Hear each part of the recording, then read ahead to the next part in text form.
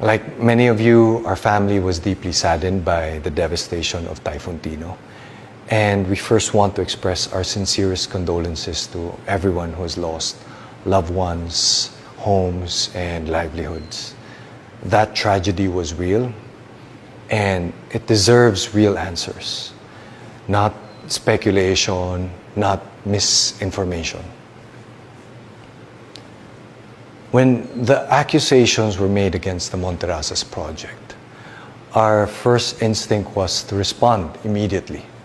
But we held back because we believed that the right thing to do was to let the proper investigations run its course, to let the science and evidence speak, rather than to add to all the noise and confusion.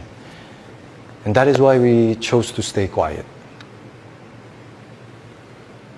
Throughout that time, our family endured a great deal of criticism. Some of it deeply hurtful, especially as parents, and we did our best to shield our boys from it. But we also know that what we experience is nothing compared to the suffering of those who were directly affected by the flood. And we tried to never lose sight of that, and we waited for the truth. And now that truth has come out.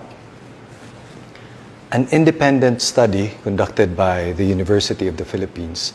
These were done by scientists with no connection to the project, no stake in the project.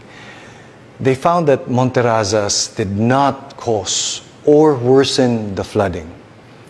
What caused it was the sheer volume of rain. Typhoon Tino dumped over a month's worth of rainfall on Cebu in one single day. And that amount of water would have flooded those areas regardless of what was or was not built.